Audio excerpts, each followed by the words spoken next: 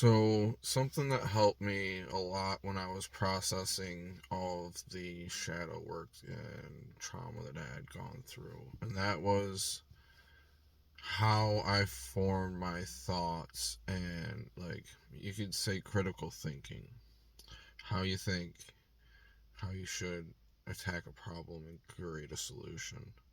Um, and when it came to everyday life and figuring out what was going on, the best way I had figured out is to balance your intellect and your emotions. Now,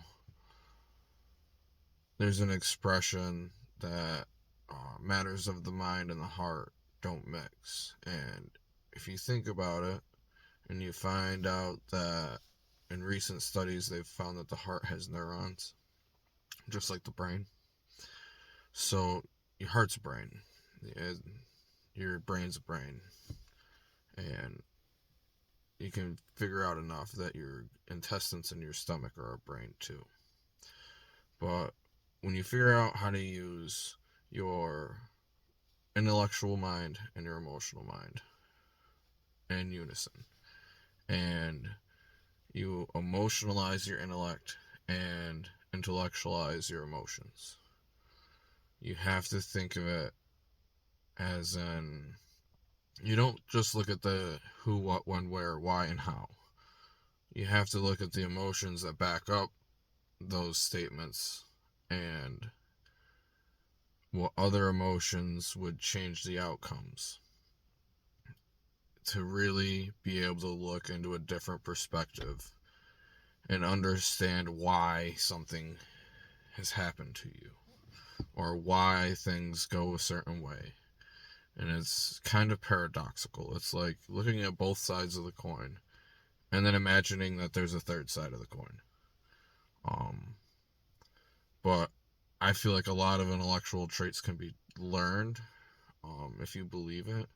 With a lot of modern science, it shows that there's actually most people's intellect can grow. A lot of famous intellectual people have stated that, from Nikola Tesla to Albert Einstein, people in the in history, highly intellectual, um, have stated that the mind is potentially limitless.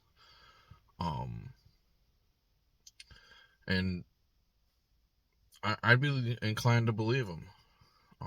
It's just you have to learn how to structure your thoughts and really try to take conscious thought in what you're doing, and you got to believe in that the potential of the mind is whatever you believe it is. If you believe it's limitless, then it's going to keep growing continuously. If you think that you are only as intelligent as the day you were born, then that's where your mind will stay.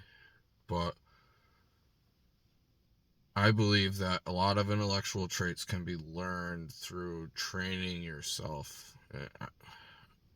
I believe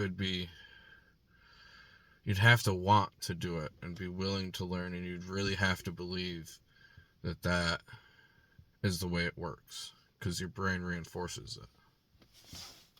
Um,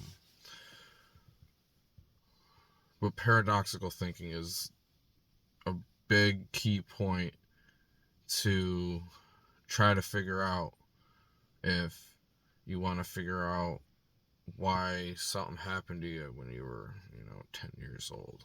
You got to be able to look at it, from every perspective.